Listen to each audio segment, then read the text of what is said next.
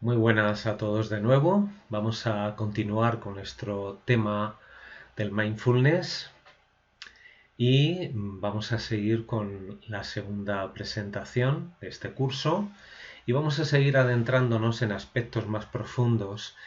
Y uno de los temas que quiero tocar, que creo que son fundamentales a la hora de comprender cómo actúa el mindfulness, es hablar de nuestra estructura emocional, incluso de nuestra estructura neurológica.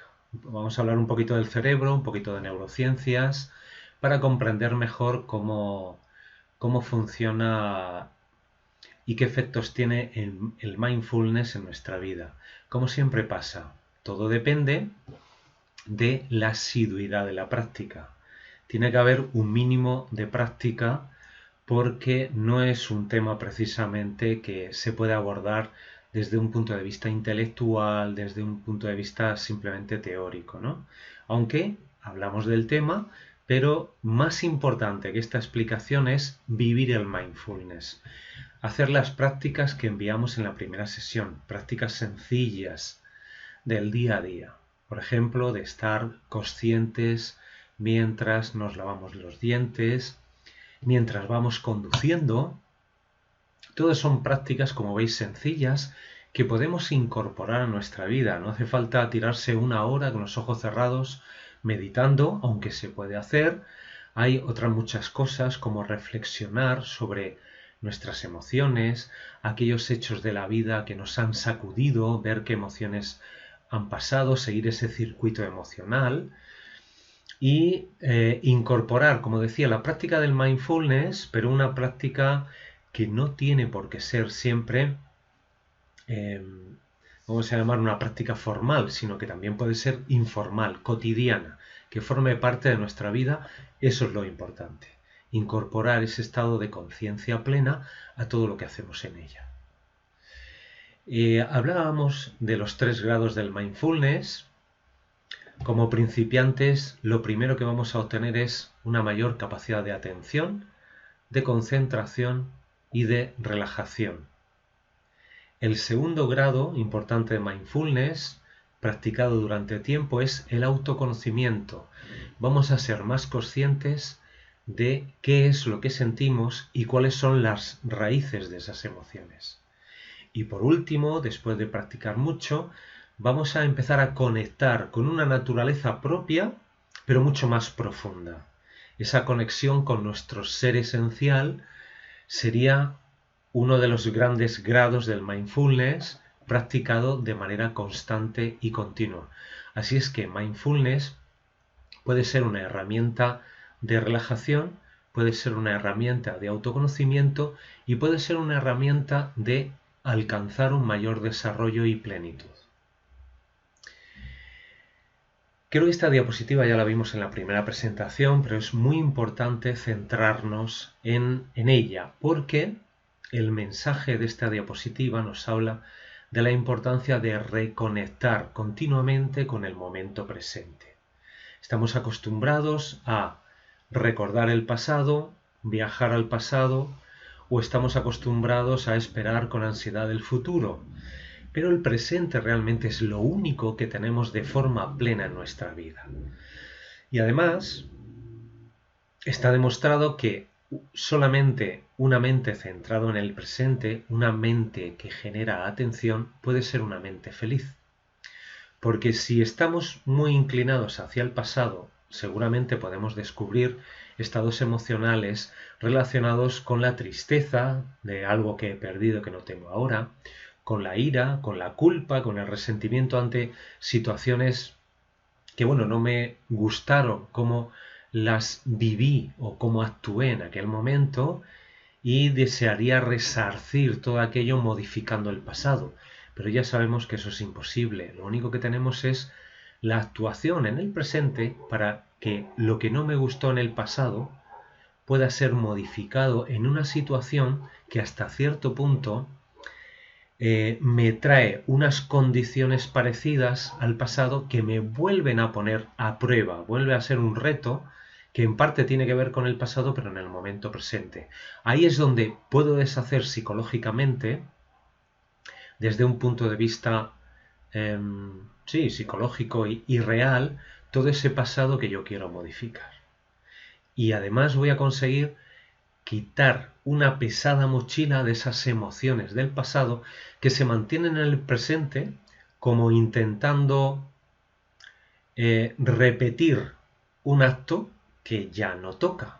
Y esas emociones del pasado que vienen al presente generan muchas veces distorsiones cognitivas, estados emocionales que no nos ayudan a tomar las mejores decisiones en nuestra vida, incluso que nos limitan como personas. ¿De acuerdo? Solo en el momento presente yo puedo percibir la presencia de esas cargas emocionales del pasado y puedo ser capaz de, a través de la atención, diluirlas, por lo menos darme cuenta y no seguir actuando esos automatismos, que ya no toca actuar. ¿Bien? Y bueno, ¿qué hablar del futuro?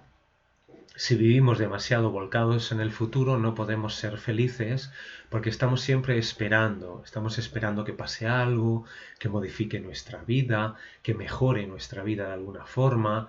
Y entonces pensamos algo así como que cuando encuentre mi pareja seré feliz, cuando tenga una casa más grande seré feliz, cuando tenga el siguiente coche seré feliz, cuando tenga algo mejor seré feliz, cuando gane más dinero seré feliz. Pero eso son trampas, porque la felicidad es solamente en el aquí y en el ahora.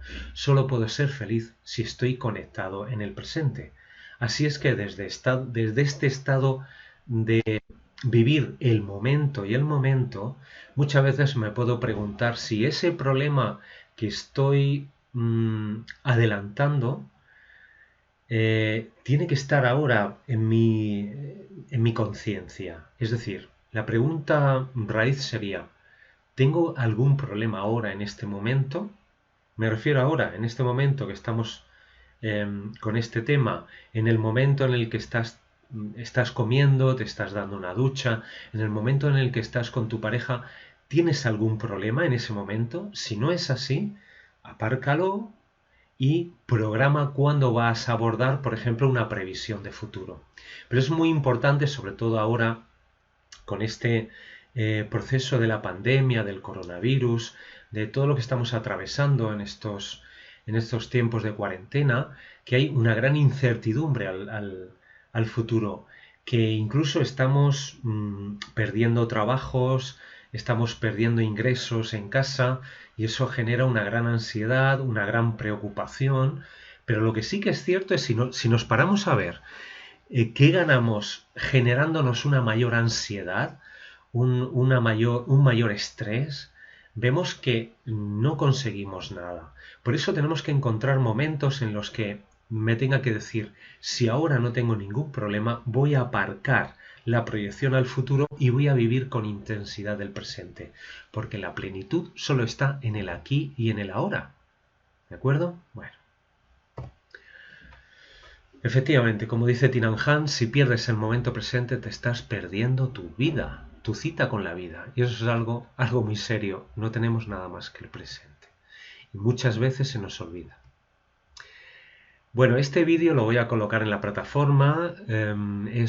José Lucas Malaisi, habla de promover un cambio educacional basado en la gestión emocional y de cómo las emociones modifican nuestra capacidad competencial y por supuesto también los aprendizajes. Si estoy en modo defensa, como él comenta en el vídeo, si estoy con las emociones de miedo y estrés disparadas, mi cerebro reptiliano de alguna forma genera cortocircuitos a nivel cognitivo y es complicado que yo pueda atender para aprender. O sea, mi atención va a estar dispersa, va a estar en esos estados emocionales que no son precisamente muy agradables para ser tramitados, ¿no? Y por otro lado, nos enseña a tramitar esos estados dificultosos a través de los autodiálogos. ¿Cómo me hablo cuando tengo un fracaso? ¿Cómo me hablo cuando no consigo lo que quiero? ¿Cómo me hablo cuando estoy en un momento de dificultad? Esas voces internas, esas instancias psíquicas hablan entre ellas como si fueran diferentes personajes y podemos adivinar muchas veces que hay un personaje que puede ser una especie de exigidor hay que ver, no lo has hecho bien, has vuelto a meter la pata, deberías de haber intentado esto, lo otro, pero no te has atrevido, ¿no? Y hay una parte que recibe esa bronca, ¿no? Hay una parte que es la parte exigida, eh, que trata de disculparse, que recibe la bronca, que se siente culpable, que se siente con la autoestima baja, etcétera, etcétera. Entonces veamos cómo, ya sé que esto lo estoy soltando muy rápido, observemos en nuestra vida de dónde vienen esas voces autoritarias que tienen que ver con la parte que exige dentro de nosotros y mediemos, hagamos de mediadores entre la parte que exige y la parte que recibe esa bronca, la parte exigida, para encontrar acuerdos de hablarnos bien internamente, tratarnos con cuidado, restaurar nuestra autoestima, encontrar acuerdos internos que nos hagan abordar los retos que tenemos en la vida con una mejor garantía, sobre todo con una disposición emocional y cognitiva más creativa y mejor, que no algo basado en experiencias anteriores, en automatismos, en hábitos mentales o en traumas. Por eso el mindfulness implica una gran valentía, es atreverse a mirar y aceptar lo que aparece en nuestra mente, aunque eso sea un nido de lamentos, ¿no? Que decíamos en el primer vídeo. Aunque eso sean emociones complicadas, emociones que nos duelen.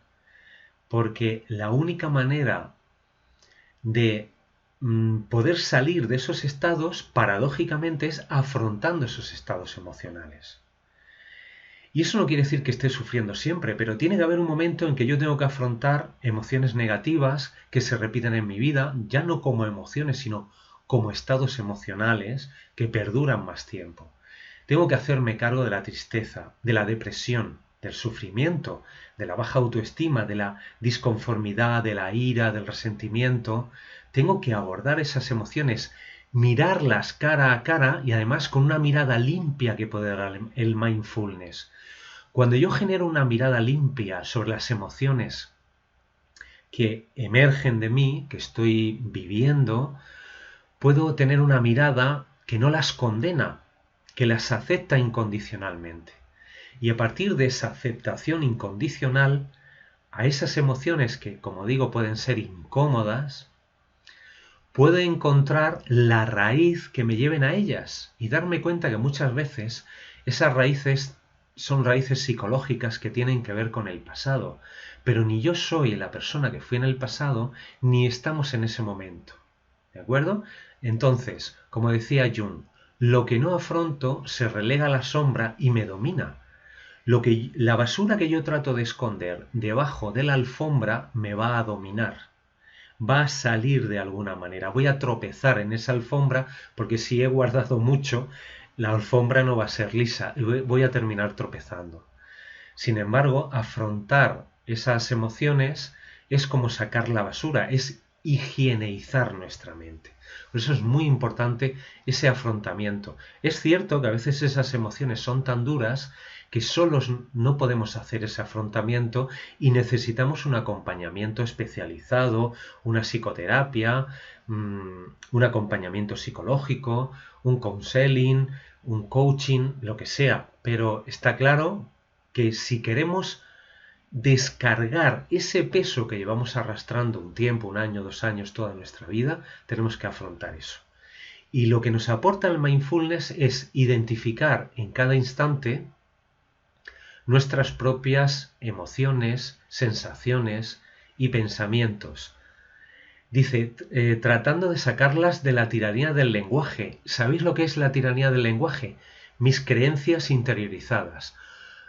Todos esos hábitos mentales inamovibles, los filtros con los que miro la realidad o con lo que miro mi interior. Y por tanto libero mi observación de prejuicios y la subyugación a categorías y conceptos. Es decir, puedo tener una mente limpia de lo que está pasando por mi cabeza. Y eso es tremendamente importante, sobre todo para no seguir actuando hábitos y poder tener zonas de conciencia que generan espacios nuevos para la creatividad interior. Y eso es salir del hábito para ser libres. Fijaros qué rotundo puede ser esto si continuamos meditando sobre ello. Pero yo voy a seguir. Bueno, ¿cómo funciona nuestra mente? Tenemos 3 cerebros en uno, dicen desde las neurociencias. ¿Cómo puede ser esto? Pues que resulta que la naturaleza es muy sabia y a veces también economiza mucho. Y entonces tenemos el primer cerebro que se formó cuando existían solo los dinosaurios, es el cerebro reptiliano, es el cerebro de los instintos, de la sobrevivencia, es el cerebro que reacciona y es el cerebro que controla las funciones automáticas del cuerpo como la respiración, el ritmo cardíaco, etcétera, etcétera. Tiene más de 500 millones de años, es decir, es el primero que se formó y que tuvieron los grandes dinosaurios. Bueno, a continuación, el siguiente en evolucionar es el de los mamíferos, es el cerebro límbico, el cerebro emocional, y se desarrolló sobre la estructura de ese cerebro reptiliano, aquí. Justo esta zona más o menos abarca el sistema límbico. Bueno, el sistema límbico fue necesario desarrollarlo porque las crías de los mamíferos necesitan primero más tiempo de atención que la de los reptiles y segundo necesitan ser amamantadas. La madre tiene que estar disponible para ellas, para las crías, y la única manera era generar biológicamente un vínculo emocional, un vínculo de pertenencia, un vínculo de afecto para poder cuidar a esas crías. Por tanto, es el cerebro de la emoción, de la interacción social, es el cerebro de alimentar y alimentarse, es el cerebro de la reproducción, de los vínculos emocionales, de los afectos primarios, de los afectos familiares, incluso del sentido de especie, de la empatía con congéneres de la misma especie. Y el más moderno es el cerebro racional, el cerebro intelectivo, raciocinativo, es el neocórtex, que tiene unos 100.000 años, evolucionado a partir de los primeros simios, bueno, más que de los primeros simios, de los primeros primates y de los primeros homínidos. Los homínidos superiores que se separaron de los primates dieron lugar al Homo sapiens y luego al Homo sapiens sapiens. Y en esa evolución lo que se desarrolló sobre todo fue el neocórtex, que es la parte más externa y la parte más moderna, donde, por ejemplo, aquí en la zona frontal están lo que se conocen como funciones ejecutivas, que tienen que ver con cómo nos manejamos en la vida, tienen que ver con el control emocional, funciones directivas, funciones de conseguir objetivos, de motivación, de esfuerzo, que tienen mucho que ver también con el aprendizaje, ¿no? Porque muchas veces nuestros alumnos necesitan aplazar un determinado placer, como puede ser salir en el recreo, para estar atendiendo nuestra clase. Y desde luego aquí es donde se toman gran parte de los cálculos racionales, pues ¿cómo se llama? Asignaturas como las matemáticas o la expresión oral o escrita, ¿no? Bueno, aquí tenéis un vídeo, si queréis ampliarlo, os lo voy a subir a la plataforma para que lo tengáis disponible. Y a partir de estos 3 cerebros existe, como veis, una hibridación de funciones en cada uno de los circuitos neurológicos generados por esos 3 cerebros, el emocional, el reptiliano y el neocórtex. Paul Gilbert nos habla de 3 sistemas de regulación emocional que son complementarios pero a la misma vez son distintos. Estos 3 tipos de sistema de regulación emocional está diseñado específicamente para abordar cosas determinadas y por eso a veces entran en conflicto. El primero de ellos es el sistema de amenaza y defensa. Es el más primario, que tiene que ver con el reptiliano. Está enfocado hacia la seguridad, la lucha, la huida y la protección, con el instinto de supervivencia. Genera emociones o sentimientos de miedo, ira, inseguridad o ansiedad. Y las hormonas que se liberan al torrente sanguíneo y generan toda una serie de cambios neurológicos y biológicos son la adrenalina y cortisol, que son hormonas del estrés, que lo que nos están diciendo es peligro, peligro, puedes atacar o mejor huir, o paralizarme. Bueno, luego tenemos el sistema de incentivos y búsqueda, ¿no? La motivación, enfocado hacia conseguir metas, superar desafíos, competir.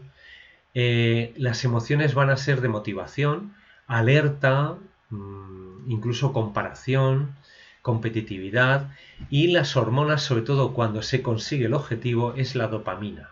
¿De acuerdo? La hormona de bienestar. Por eso, una de las hormonas del bienestar.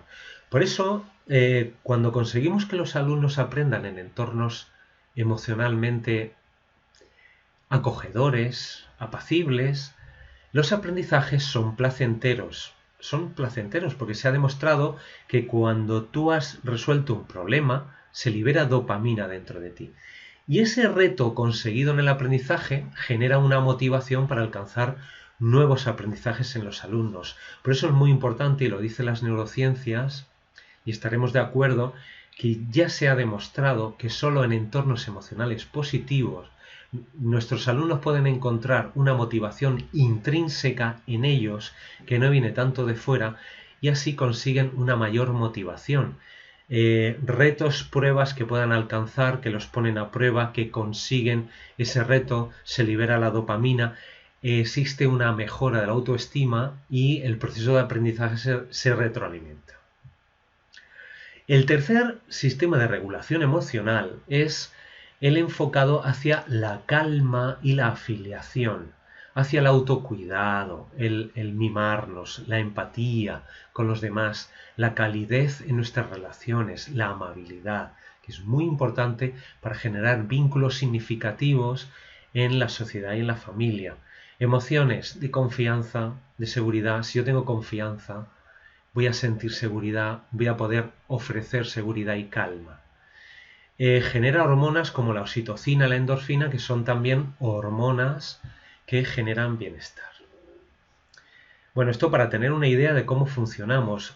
Todo este sistema hibridado de mecanismos y de cerebros puede ser observado desde un estado de mindfulness y en todo momento ser más conscientes qué tipo de emociones aparecen dentro de mí para no verme arrastrado por la emoción. Hablaremos un poquito más adelante de esto. Bueno, y por último tenemos también dos cerebros en uno. Si teníamos tres, ahora tenemos otros dos más, porque cada uno de los hemisferios tiene funciones complementarias y distintas. Y esto dicho también de una manera muy simplista. ¿Por qué?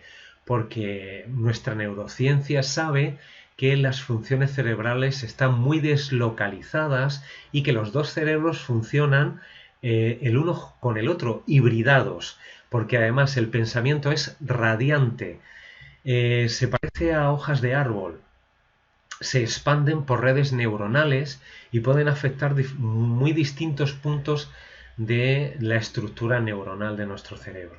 Pero bueno, simplificando, se ha descubierto también que el hemisferio izquierdo está más relacionado con la parte lógico-matemática, con el lenguaje, con la habilidad científica, numérica y con el control de la mano derecha, porque hay un cruce, perdón, la mano derecha para mí es esta, hay un cruce entre la lateralidad y el control de la lateralidad por parte de cada hemisferio. El izquierdo controla la lateralidad derecha y el derecho controla la lateralidad izquierda.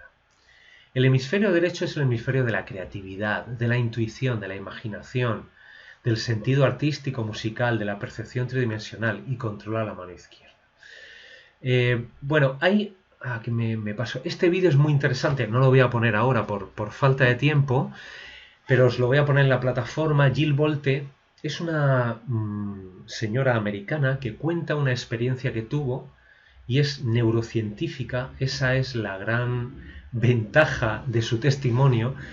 Y sufrió un ictus, un accidente cerebrovascular que le provocó la parálisis del hemisferio izquierdo. Era intermitente esa parálisis y cuenta en ese vídeo su asombrosa experiencia de ser consciente de la desconexión del hemisferio racional y que prácticamente solo le funcionara el hemisferio derecho. De repente lo que eran letras y números perdían sentido. Cuando volvía al hemisferio izquierdo podía leer el número de teléfono y marcarlo para llamar a emergencias y que fueran a ayudarla, pero cuando se desconectaba el hemisferio racional y se quedaba solamente el derecho, todo se convertía en luces, en colores, en formas sin ningún tipo de sentido. Su relación entre ella y lo externo no existía. Era como estar en una comunión con el cosmos sin fronteras entre el yo y el ello y todo lo demás. Muy, muy curioso como para percibir qué es lo que aporta cada cerebro de una manera tan particular en una experiencia también muy singular contada por una neurocientífica como es Jill Bolte. No os la perdáis y miradlo, que merece la pena. Bueno, aquí os dejo unos vídeos con ejercicios para alinear los dos hemisferios. Hay muchos tipos de ejercicios para comunicar mejor esos hemisferios, ¿no? Yo ahora mismo no recuerdo ninguno, pero todo lo que tenga que ver con modificar conjugar con la izquierda y la derecha, hacer gestos con la mano izquierda, con la mano derecha, nos ayuda a ese tipo de cosas.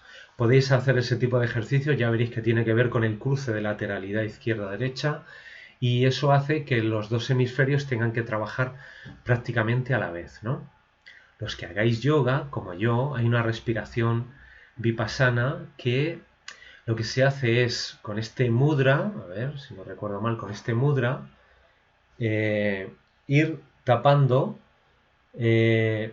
consecutivamente la fosa nasal izquierda y la derecha y haciendo inhalar y exhalar en cada una de las fosas. Y de esa manera lo que conseguimos es una mejor alineación de esos hemisferios, ¿no? Así, cuando estamos trabajando lo racional, tenemos un poquito más de intuición y de creatividad, y cuando estamos trabajando la creatividad, o por ejemplo para personas demasiado soñadoras, pueden tener un poquito más los pies en el suelo, ¿no? Que de eso se trata, encontrar siempre el punto medio. Bueno, vivimos atravesados por emociones, pero vivimos dentro permanentemente de estados emocionales.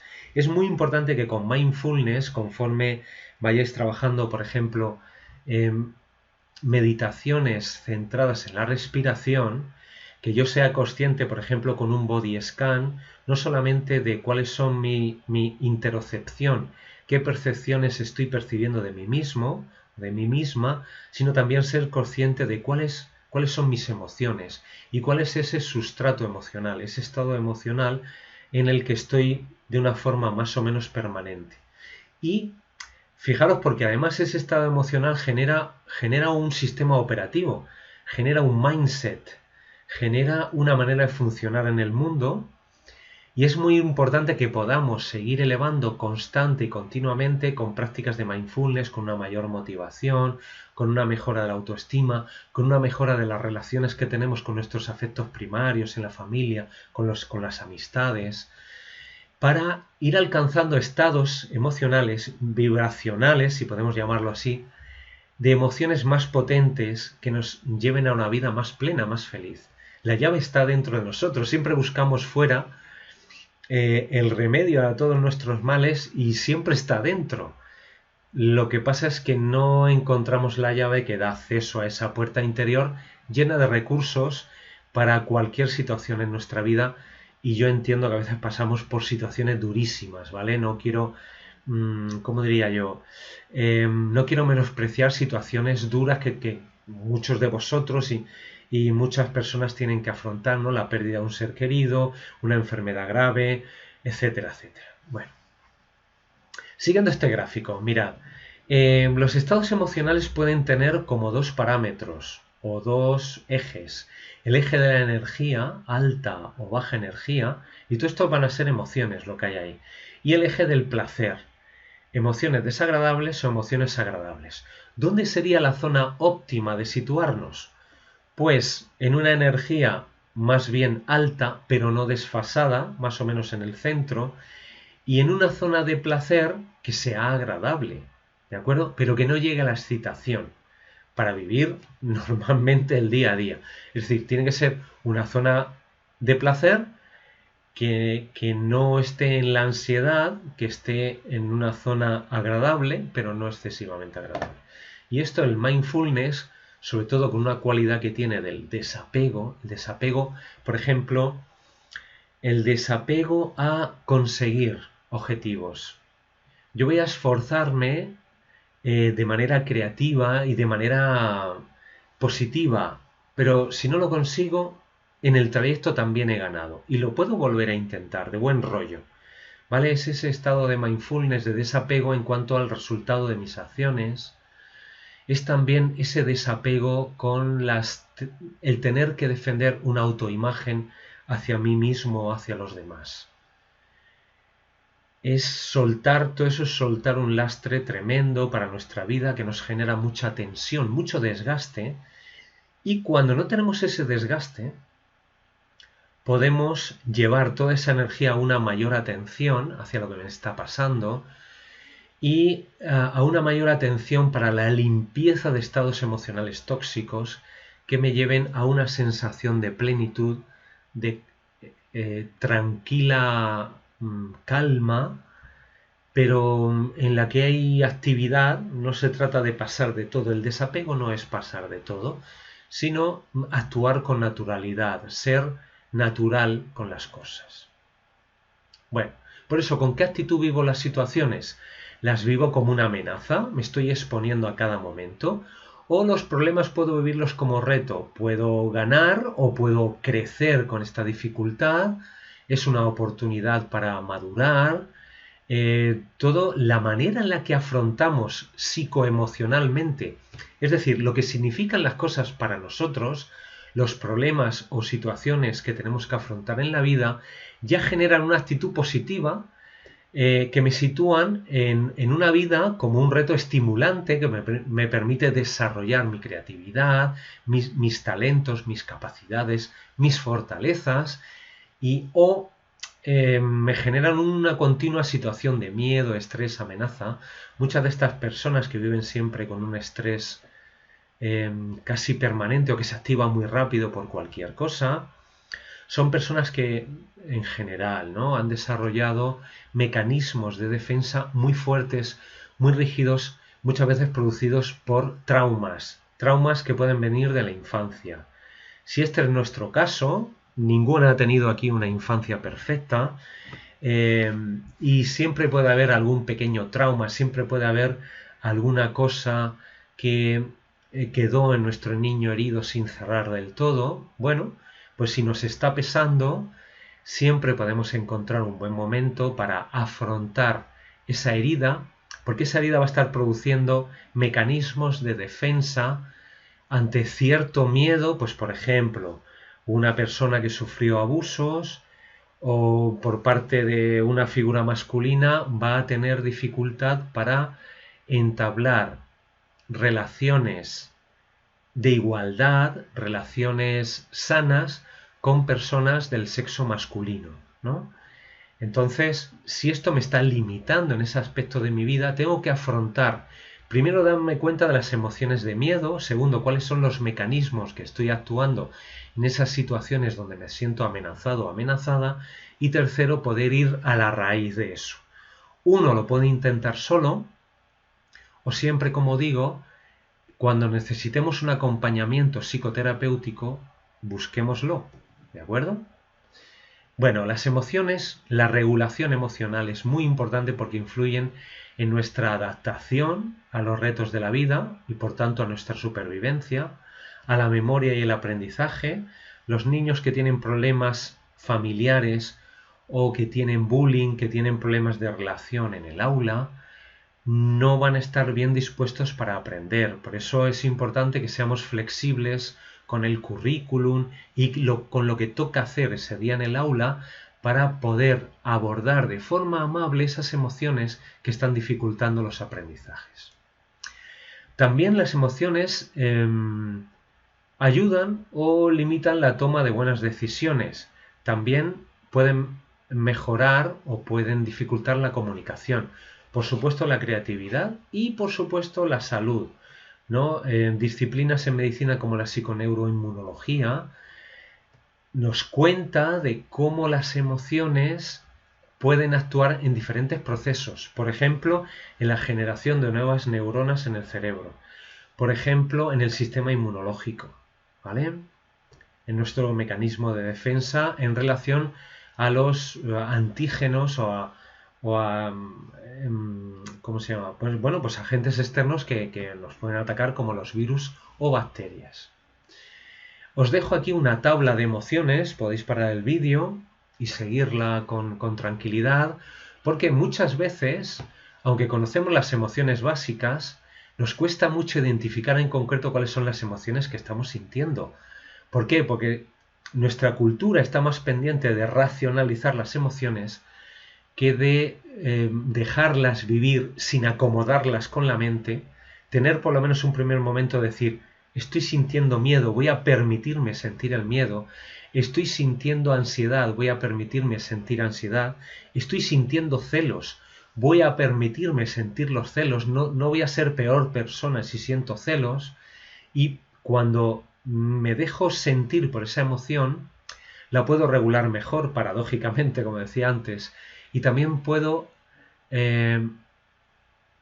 seguir esa cadena emocional para ver a dónde me llega, ¿no? Ahora hablamos un poquito de eso. Entonces, bueno, aquí tenéis un montón de emociones, porque por ejemplo la ira puede ser rabia, enojo, resentimiento, furia, exasperación, indignación, animosidad, irritabilidad. Bueno, puede ser ira, pero puede ser algo más, ¿no? Y así enriquecer nuestro vocabulario emocional y según el nivel de nuestros alumnos llevarlos también con esta tabla a que sean capaces de tener un vocabulario más rico para reconocer pues bueno, esos matices de las emociones que pueden sentir.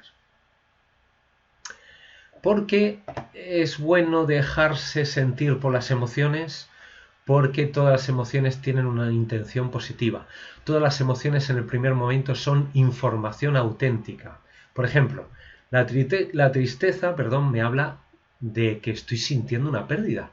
Te dice que has perdido algo importante o que tu necesidad de amor y afecto no está siendo atendida.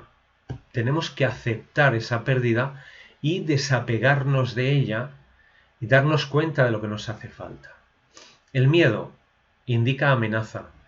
¿Estás en peligro de alguna forma o no estás seguro? Bueno, busca opciones para sobre todo rebajar esa sensación de amenaza. ¿Ese peligro es real? Me puedo preguntar. ¿O es un peligro más subjetivo? ¿La causa del peligro es para sentir pánico? ¿Realmente que me sienta expuesto, por ejemplo, a la mirada crítica de una persona que puede ser muy crítica conmigo, realmente es un peligro? ¿O es una amenaza que apunta a una vulnerabilidad personal? Bueno, pues indaguemos eso. El enfado habla de una transgresión, algo que nos ha molestado, alguien se ha traspasado los límites que consideramos razonables y éticos. El enfado te dice que tus límites han sido violados o que no te están dando lo que pides. Marca límites y pide exactamente lo que necesites. Vamos a ver, en tiempo y forma, ¿vale? ¿Entendéis? Dentro de lo razonable y dentro del contexto.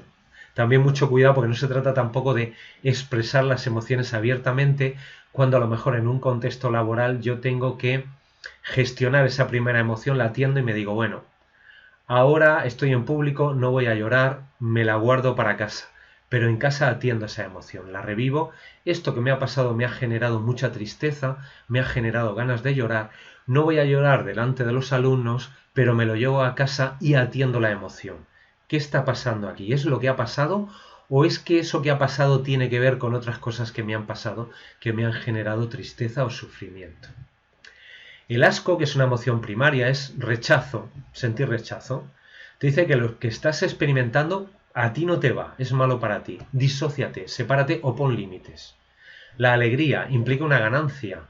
Te dice que estás alcanzando una meta, permítete sentir la alegría y celebrar, ¿no? Muchas veces te dicen, qué bueno esto que has hecho, eres un máquina, y dices, bueno, no es para tanto. Esa falta de modestia bueno, pues, bueno, muchas veces tenemos que utilizarla en sociedad, pero uno tiene que celebrar sus éxitos, tiene que celebrar el madurar, el crecer, incluso el agradecer lo que tenemos cada día, ¿no? Hablábamos en la sesión presencial de lo importante que es el agradecimiento para nuestra gestión emocional, el agradecer las cosas grandes, el tener una persona maravillosa con nosotros, que es capaz de soportarnos y de conocer nuestros defectos sin rechazarnos y sin abandonarnos, por ejemplo, o algo tan sencillo como una duchita calentita por la mañana, un paisaje precioso cuando sale el sol, etcétera, etcétera. Siempre hay mucho por lo que agradecer. La sorpresa, curiosidad, te dice que hay algo nuevo, que hay algo que tienes que atender. Entonces, algo que merece la pena investigar. Encuentra más información, sigue por ahí. Muy bien, antes decíamos que experimentamos emociones, pero vivimos en estados emocionales. Fijaros la relación entre estados emocionales y capacidad competencial. Aquí a la izquierda tenemos una de las 4, 5, 6 escalas emocionales que hay por internet.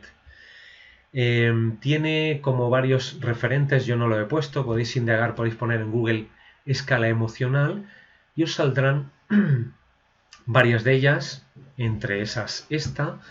Y en la escala más baja es el estado emocional que genera una mayor incapacidad, es el miedo, el dolor, la depresión, la desesperación, la impotencia. Después, un grado por encima es la inseguridad, la baja autoestima, la culpabilidad, la vergüenza. Un poco más arriba, la ira, porque es más activa. La venganza, el odio, la furia, los celos. La siguiente es el desánimo. ¿Veis cómo vamos aligerando la carga de negatividad, por decirlo así, que porta esa emoción? Luego está la preocupación, la duda, la decepción, el apuro, el estrés, la frustración, la impaciencia, el pesimismo y en el punto medio estaría el aburrimiento. En el punto medio entre estados emocionales potenciadores y estados emocionales que vamos a llamar un poquito más limitantes, ¿no? Eso no quiere decir, cuidado, eso no quiere decir que en un momento dado yo sea malo, que sienta frustración, impaciencia, decepción, preocupación, desánimo, ira, miedo, dolor en absoluto. Lo único que es que no puedo permanecer demasiado tiempo en ese estado. Hombre, depende de lo que me haya pasado. La pérdida de un ser querido muy cercano, pues me va a invitar a hacer un duelo en el que voy a pasar por muchos estados y voy a tener que lidiar con emociones de tristeza y pérdida muy fuertes, ¿vale? Pero en general, si no nos pasa nada grave, nada gordo, estamos bien, y vivir en el pesimismo no toca. Vivir en la frustración, en la impaciencia, no toca, porque estamos amargándonos la vida. Y entonces, amargarnos la vida, pues es un arte, pero llevar una vida plena y feliz también es un arte, y entonces simplemente pues tenemos que cambiar con qué pinceladas estamos pintando ese lienzo que es nuestra vida. ¿De acuerdo? Porque solo tenemos una, por lo menos en este momento, solo tenemos muchas opciones, pero a cada momento yo puedo modificar el color con el que estoy pintando mi vida.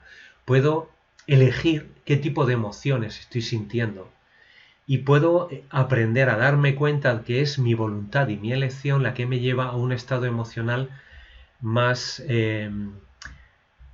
bueno, pues que potencia mis capacidades, ¿no? Más competencial. La alegría, el poder, la libertad, el amor, la gratitud son estados emocionales que potencian todo lo bueno que tenemos. Sí, sí se puede, lo haré, puedo hacerlo, ¿no? Y conforme vamos bajando en ese estado emocional, que es, ya digo que no es una emoción concreta, sino que es un estado más permanente, vamos bajando a tratar de hacerlo. ¿Cómo puedo hacerlo? Siento dudas sobre mí mismo, desconfianza, quiero hacerlo, pero termino con no puedo hacerlo o no lo haré. ¿Cuántos algunos alumnos tenemos en clase que dicen no quiero aprender?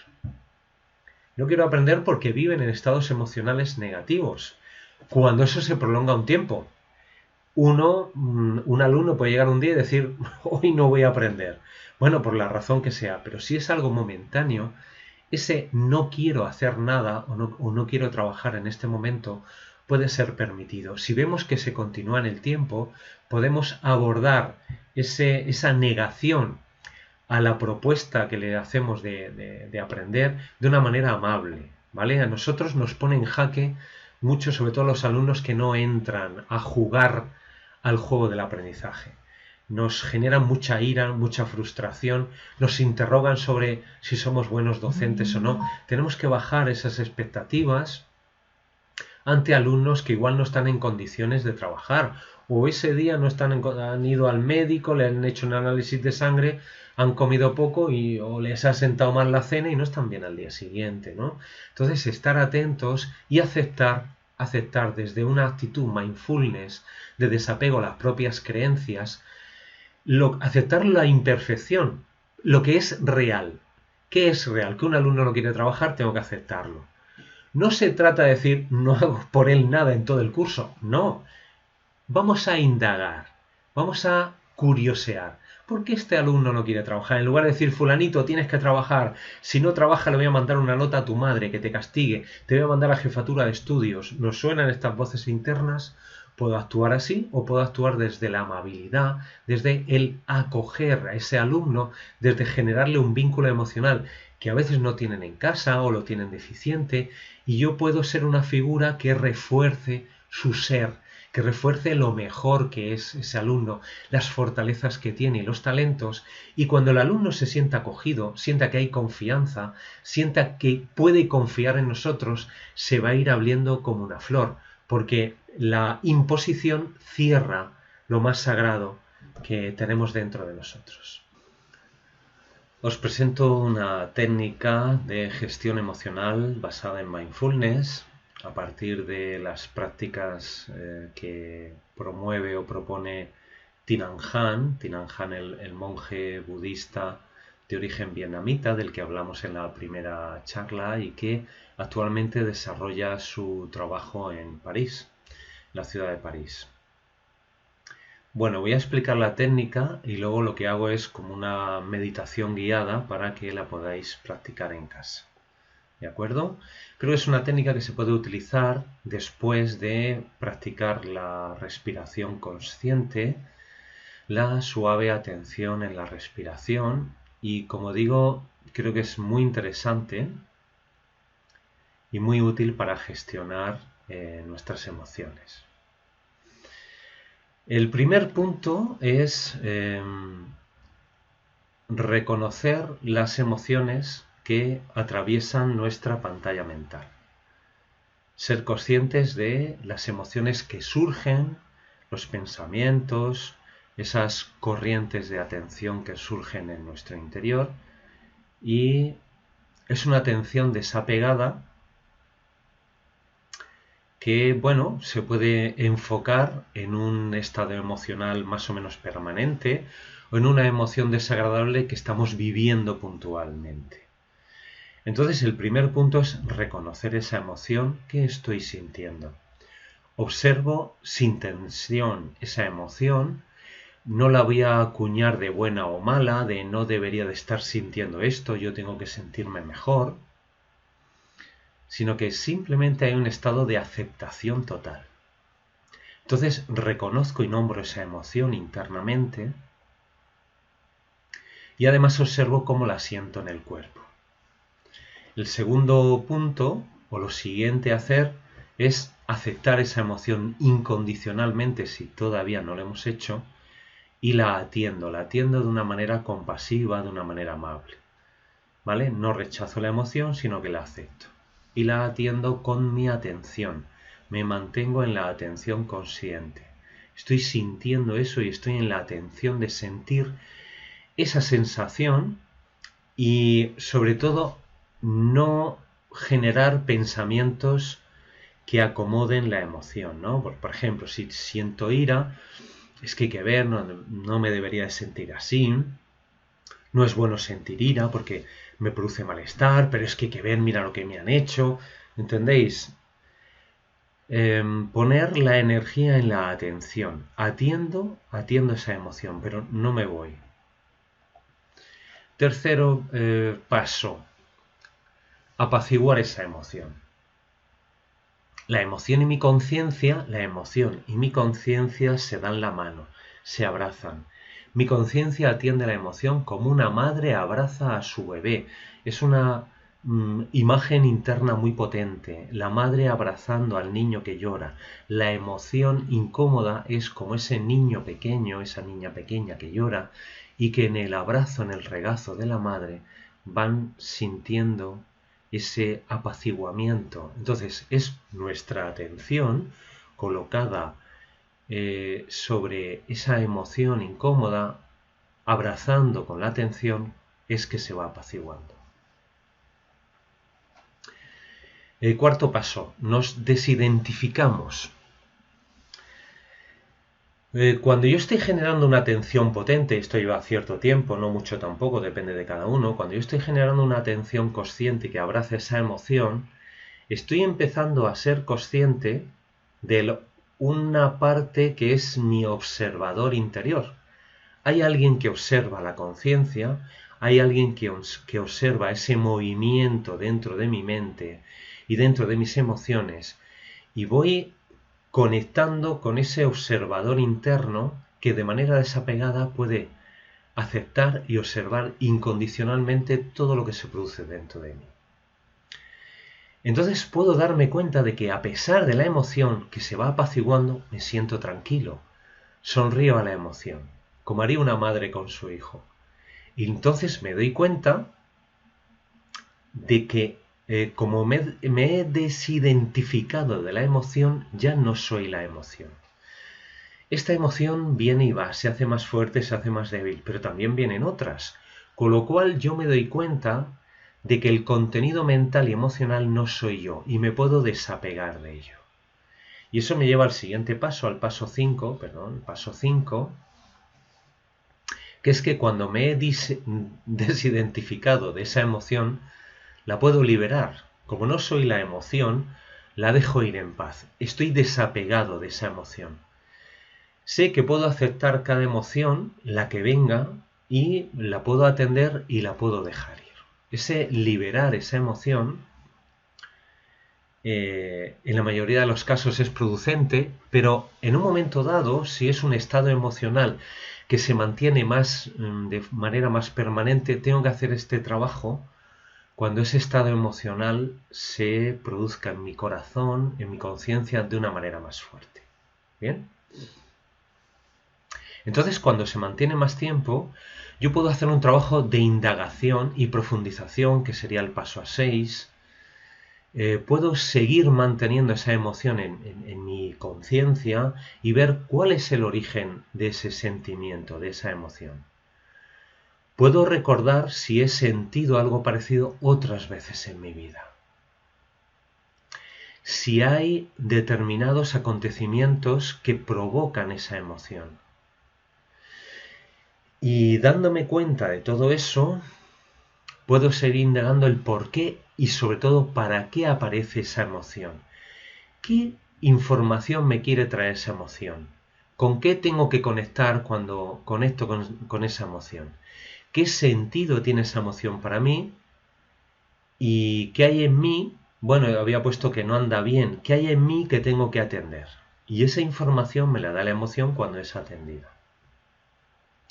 Si yo hago ese trabajo, y ya digo que a veces no se puede hacer en una sola sesión, puedo hacerlo varias veces y pasar al punto 7, que es transformarme con esa emoción, aprender y crecer de esa emoción que, como decimos desde el principio, puede ser una emoción incómoda.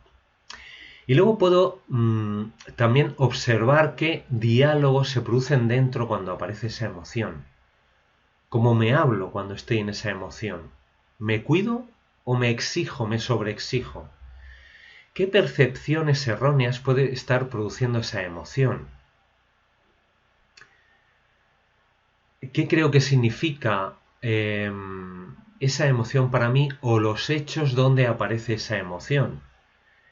¿Por qué me siento amenazado y genero miedo o genero algún tipo de emoción fuerte?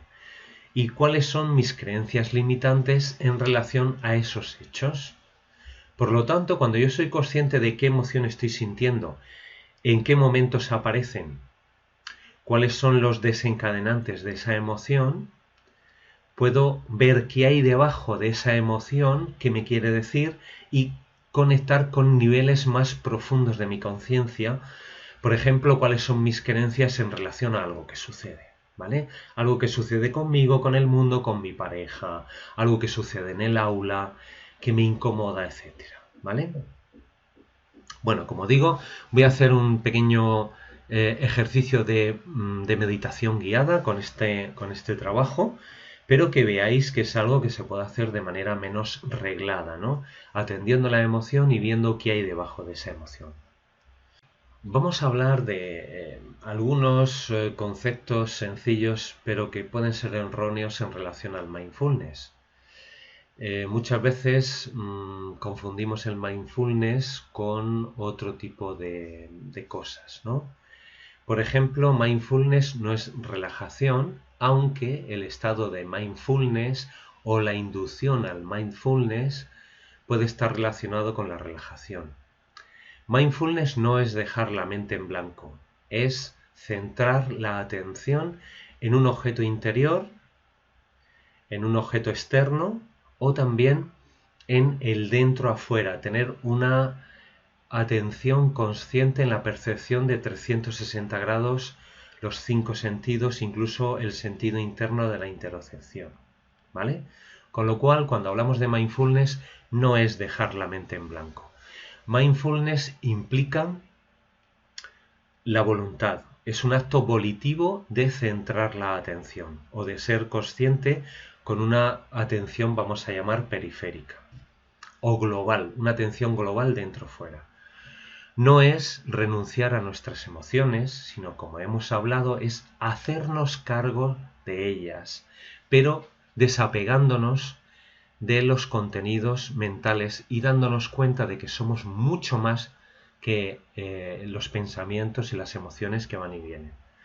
Mindfulness no es buscar la perfección, porque cuando buscamos la perfección estamos generando tensión, estamos generando exigencia, y cuando hay tensión no puede haber una búsqueda fluida de lo que realmente es.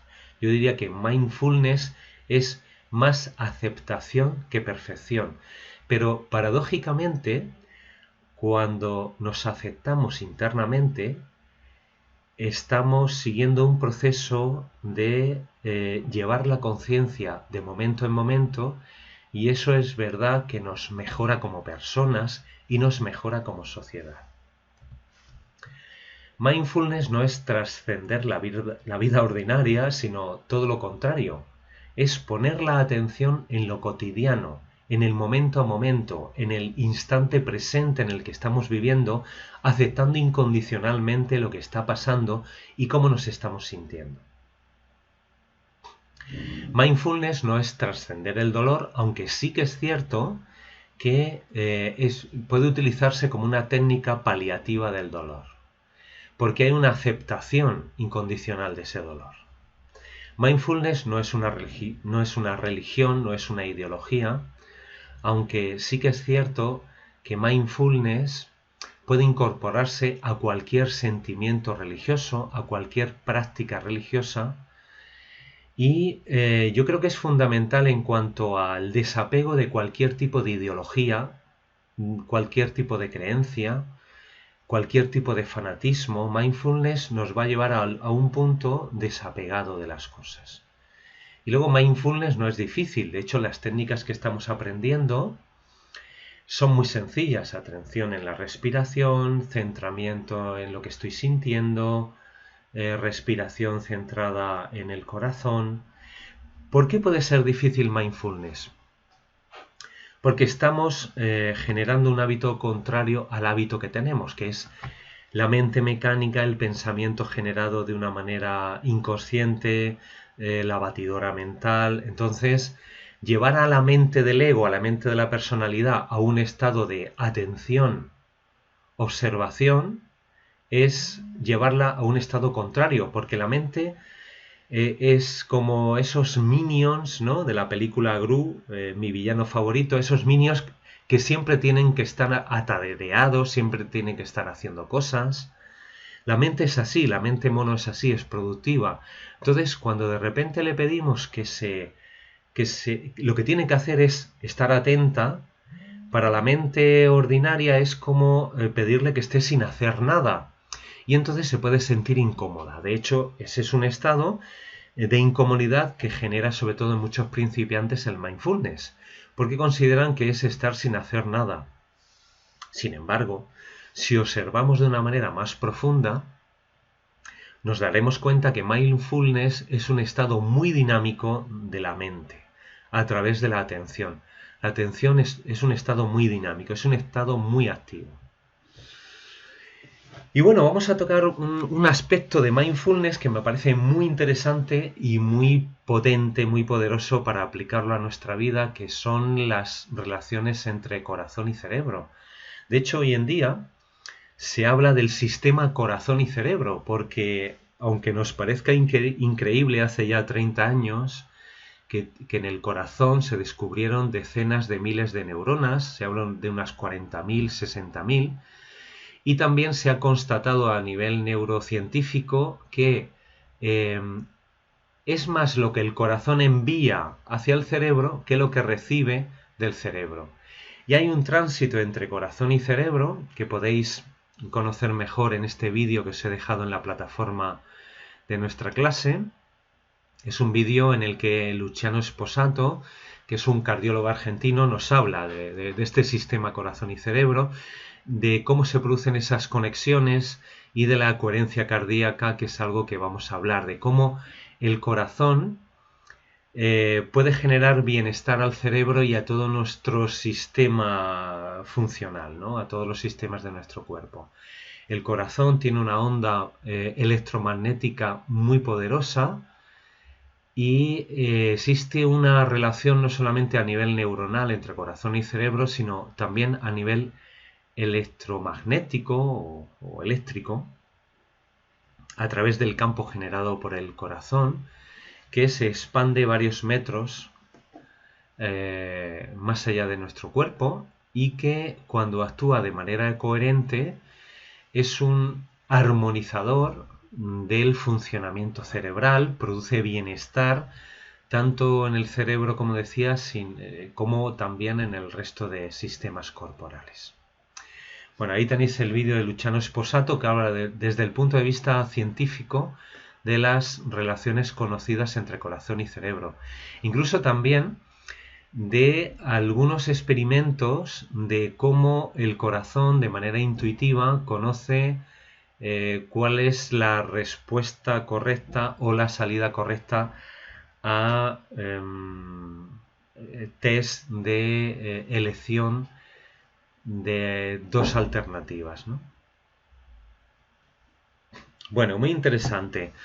Muy interesante también el concepto de coherencia cardíaca, uno de los máximos exponentes a nivel mundial en investigación y desarrollo de técnicas de coherencia cardíaca que generan mucho bienestar, es el proyecto HeartMath, el proyecto afincado en Estados Unidos, en California, que habla de cómo en determinados momentos existe una conexión de fluir y de bienestar en todo nuestro ser y en todo nuestro cuerpo.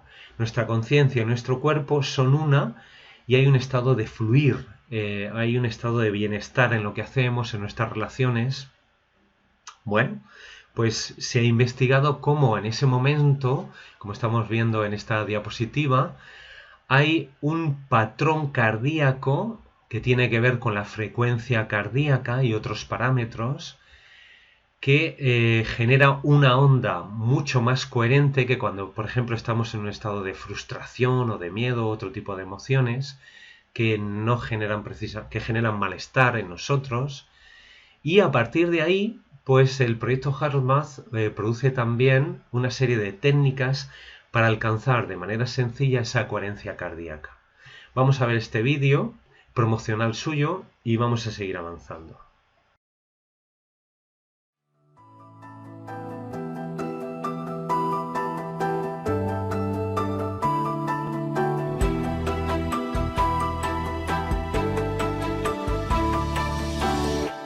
No Most people know what it feels like to be in a state of harmony and flow, where our hearts and minds are working together, and there's a genuine connection with others involved. It's easy to love this experience of synergy, but oftentimes this happens by chance, rather than by design or intention. Wouldn't it be nice to be able to produce this flow on demand in our day-to-day communications, projects, and challenges?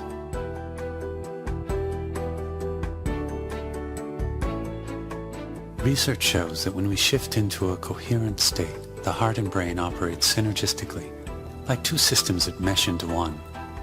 We can learn how to activate and sustain the synergy between the heart and brain and prevent stress-producing patterns, along with increasing our mental clarity and discernment capacity. When we do this, our creative solutions for personal, social, and global challenges become more accessible, providing us with more intuitive access and flow. Over the past 20 years, the Institute of HeartMath has produced coherence-building techniques that are intentionally simple and based on scientific research. Our mission theme is to simplify a process for intuitive connection to the soul's wisdom and guidance for unfolding who we truly are. New research suggests that our energetic or spiritual heart is an access point for our natural inner technology, the heart's intuitive intelligence, which can elevate our communications, decisions, and choices to a much higher level of effectiveness. One interesting finding from our research is that when people hold genuine core heart feelings such as appreciation or compassion, it naturally increases their heart coherence. We use the term energetics to refer to the systems that we can't see or touch. For example, our thoughts, emotions, and intuitions. The mind and heart feelings are energetic sources that underlie our thoughts and emotions. They're primary drivers of our biological systems and have a powerful influence on our behaviors, choices, and results. The intuitive, energetic heart is what people have associated with their inner voice throughout history. From our perspective, the energetic heart communicates a steady stream of intuitive information to the mind and brain, which in most cases we only use a small percentage of, because our ego choices overrides the intuitive suggestion. Access to our heart's intuition varies among people, yet we all have it. As we learn to slow down our mind and attune to our deeper heart feelings, our natural intuitive connection can occur. Intuition is like energetic gold. Intuitive insights often unfold more understanding of ourselves, others, issues, and life than years of accumulated knowledge. That's why the state of coherence is rapidly gaining interest. In this state, more and more people are reporting increased access to their heart's intuitive guidance, realizing it's within them, and with a little practice, it's easier to access than they thought.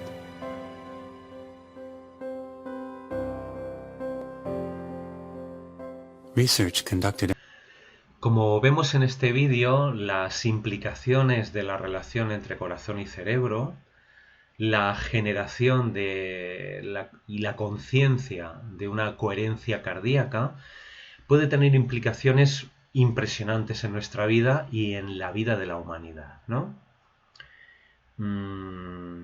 Esas implicaciones son estudiadas por el proyecto HeartMath y vamos a ver el siguiente vídeo. Es un fragmento, tenéis el vídeo completo también en los materiales de la plataforma, pero vamos a ver esos 3 minutos de vídeo donde en tiempo real una persona alcanza un poquito de esa coherencia cardíaca, de ese bienestar interno, para que sirva un poco de preámbulo también a una visualización a través de la que vamos a trabajar esa coherencia cardíaca. You knew I'd have to pick a pretty one, didn't you? Okay, have a seat, dear. I'm going to attach this sensor to Allie's ear. It's just a sensor that's going to plug into. Would you please take your earring off? I have a collection of these. Attach this to your ear, please, to your earlobe. This is just plugging into the USB port of the computer. If you guys could make sure we're switched over now to the computer on stage. What I'm going to do is start this, and it's going to, first of all, make sure Allie's got a good pulse. You'll see that come up at the bottom pretty soon. In just a few seconds, you're going to see Allie's heart rhythms happening at the top of the screen. in real time. This is what her heart rhythms look like right now. Now, she's up here on stage in front of a whole lot of people. I've already let you know that these heart rhythms reflect internal emotional states, so I'm sure there's no reason for her to be nervous. As you can see, there are changes occurring in real time as we do this. Now, one thing that I'd like to know from you, Allie, and it's the only real question I'm going to ask you, is, are you any good at singing? Can you sing? No. Really? Why not? Well, Don't have good pitch. okay, well, I'm not going to make you sing then. But here's what I would like you to do. I'm going to make sure I got this adjusted right. Now, what I want you to do is I want you to close your eyes, and I want you to focus your attention right in the center of your chest, right in the area of the heart. And now I want you to breathe naturally and normally. You're okay, I'll let you know what's going on. Breathe naturally and normally, but just a little bit deeper than you normally would. Nice deep breaths. And as you do, I want you to pretend as if the breath is flowing in and out right through the center of your chest. This is called heart-focused breathing. And by the way, you're doing just fine, dear. Now I want you to stay with that heart-focused breathing. And now I want you to feel a positive emotion. Maybe it's the love or care you have for someone or something in your life. Don't try too hard. Just make it an easy does it process and make sure you got the breathing going on at the same time. And feel a positive emotion. Love or care you have for someone or something in your life.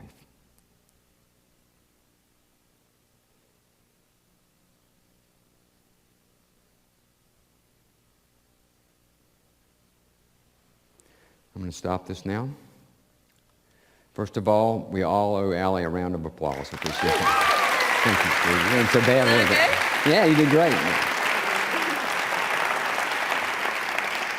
Now, what we see here is if you see where she started on the left-hand side, you can see that's her heart rhythm. She's up here, she's a bit nervous, and then right in here somewhere is where I started picking on her about singing and stuff. You can see that pattern. Remember the pattern I showed you in the other slide where the person was in a state of frustration, which you were not, but this is a hard thing to do. Then she began to do a simple technique where she began to access the intelligence of her heart. Heart focus, heart focus breathing, and heart feeling. You can see the smooth sine wave-like pattern beginning to emerge. She did a great job being up here for the first time in front of all of you folks. And that shows you the power that you all have inside, that I have inside, to make these changes and then create different effect in the brain by changing what you do in your heart. Thank you so much.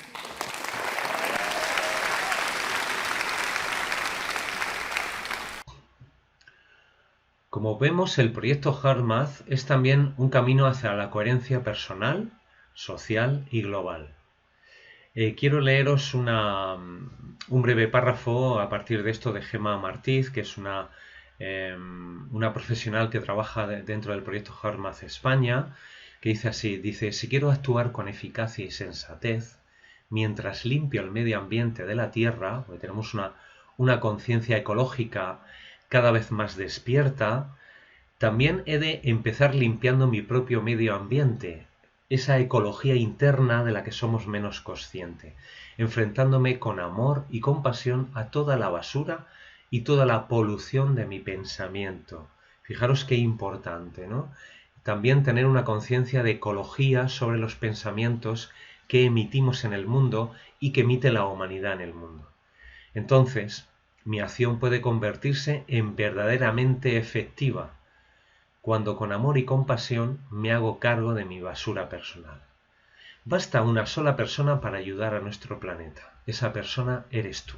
Esto nos lleva, son palabras de Byron Katie, una profesional que trabaja en desarrollo personal, y nos hace conciencia también de cómo lo global empieza en la responsabilidad personal. Entonces Gemma sigue reflexionando sobre que todo empieza en las barreras de la propia mente y que somos 100% responsables de nuestra felicidad. La felicidad no depende de los demás, no depende de las condiciones externas, aunque es verdad que influyen, la felicidad depende de mí, de cómo yo me tomo las cosas, de cómo reacciono a los estímulos externos, de qué significan para mí las cosas que me están pasando. Esa responsabilidad, cuando es asumida por uno mismo, podemos manejar las situaciones y podemos ser conscientes de que yo soy un factor activo y no pasivo en lo que me pasa.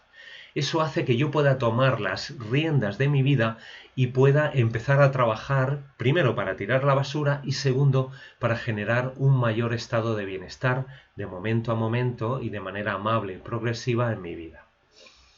No sirve de mucho seguir echando la culpa de lo que nos ocurre o de lo que le ocurre al planeta a otros, a los demás.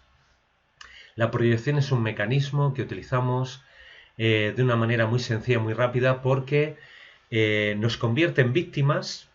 ¿Qué tiene de bueno ser una víctima?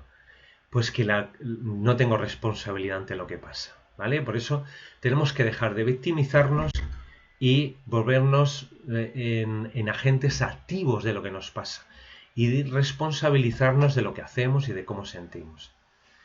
La culpa es una emoción densa que solo sirve para indicarnos que hay algo que tenemos que investigar y curar dentro de nosotros. La culpa es una emoción muy paralizante y muy perjudicial. La culpa, cuanto menos tiempo dure, mejor, y hemos de pasar de la culpa a la responsabilidad. Si yo siento culpa, puedo hacer un ejercicio de conciencia interior y pasar a la acción, sacudirme la culpa para hacerme cargo. Y más vale que dure 1 minuto, media hora, un día, un mes, pero no toda la vida. Hay una persona que es fundamental para cambiar el mundo, y esa persona eres tú. Eso nos lleva a trabajar por nuestro metro cuadrado, ¿no? Es decir, no podemos cambiar el mundo es muy grande, hay muchas personas, pero yo sí puedo responsabilizarme de mi metro cuadrado.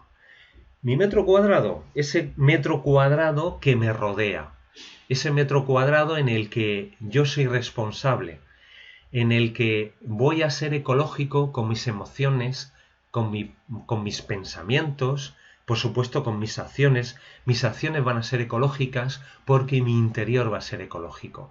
Entonces yo lo que sí que puedo trabajar es para transformar mi metro cuadrado en un metro cuadrado que sea responsable con uno mismo y con los demás, que deje de victimizarse y que tenga una actitud proactiva hacia la vida, de mejora, de responsabilidad con los demás en las relaciones, ¿de acuerdo? Y mindfulness lo que puede aportar a mi metro cuadrado es la atención consciente de lo que estoy haciendo, sacarme de mis automatismos mentales, tomar las riendas de mi vida y dándome cuenta de cuáles son los hábitos de mi pensamiento, ir más allá de ellos generando una actitud creativa ante los retos, problemas o conflictos que inevitablemente la vida me va a traer. Porque una mente distraída es una mente infeliz. Esto es algo que incluso desde neurociencias se predica y se ha demostrado que aquellas personas que generan una mayor atención en lo que hacen, una mayor atención en lo que piensan y sienten, son personas con una mayor resiliencia, son personas más positivas emocionalmente, son personas más generosas y más amables, que generan vínculos emocionales más potentes. Por tanto, la atención y el mindfulness son factores para generar una mayor sensación de bienestar y de plenitud en nuestra vida. De ahí lo importante de practicar. Porque practicar es donde hay que practicar, repito, porque donde hay que practicar es en la vida. Por eso hablemos de la práctica o del yoga de la vida. Hacemos yoga, tai chi, meditación, conocemos muchas técnicas de desarrollo personal, buscamos la autorrealización por muchos medios. Bueno, hay que comprender más adentro que las técnicas no son un fin en sí mismas, que practicar lo hacemos para llevar esos estados de conciencia a nuestra vida cotidiana. para llevar esos estados en los que cerramos los ojos y generamos atención al momento presente, cuando estoy con mi familia, cuando estoy en el trabajo, cuando estoy en casa. Y con esa atención consciente vamos a ser más competentes, más eficientes, vamos a estar con una mayor armonía con uno mismo y con los demás, podemos llevar una vida más plena y feliz también en relación con los otros. Porque el fin último de todo, incluso del ejercicio de lo que es vivir, es trascender los estados ilusorios de necesidad egocéntrica, de necesito, no puedo salir de esto, la vida me machaca, soy una víctima, para, al contrario, materializar la grandeza que ya somos realmente, conectando con el centro de los recursos internos que es nuestro ser esencial. Hay una parte, hay una inteligencia que ya sabe, que ya siente, que es poderosa, activamos esa inteligencia que nos es propia y que desde el ser que somos, desde ese sol central que siempre brilla a pesar de que afuera llueva, encontrar el camino a los recursos que yo necesito en cualquier momento de mi vida. Pensamos muchas veces, angustiados por lo que nos pasa, que no tenemos recursos, pero eso es una ilusión del ego, de ese héroe que tiene que realizar lo que es necesario hacer en la vida. Es nuestro héroe, pero ese héroe tiene que estar conectado con nuestro sol central, tiene que estar conectado con nuestra esencia para que le llegue la inspiración y sobre todo para que ese héroe, esa personalidad, ese ego realizador pueda, en contacto con ese ser esencial, encontrar la llave de los recursos internos que en todo momento hace falta. ¿Para qué? Para la autorrealización, porque al final la vida es plasmar en lo externo, plasmar en nuestra personalidad humana toda esa inteligencia superior que fluye, que sabe, que acepta incondicionalmente y que sigue de una manera amable ese río y ese camino que es la vida.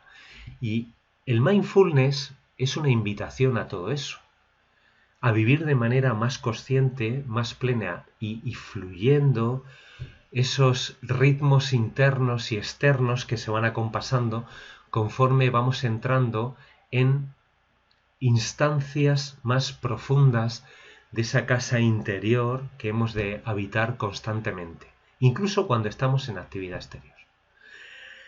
Bueno, un abrazo muy fuerte a todos y espero que estas charlitas sobre mindfulness os sirvan para generar una necesaria invitación personal a la práctica, porque esto solo es teoría, solo son palabras que pueden emanar de una práctica determinada en muchos años de mi vida, que emanan de un autodescubrimiento, de una autosanación, de un proceso que no termina nunca, porque todos estamos en proceso, yo soy uno más con vosotros, de ir desenredando la madeja de ese laberinto que muchas veces genera nuestra personalidad y que cuando vamos aprendiendo a desenredarlas, lo que queda es el hilo consciente de nuestra vida.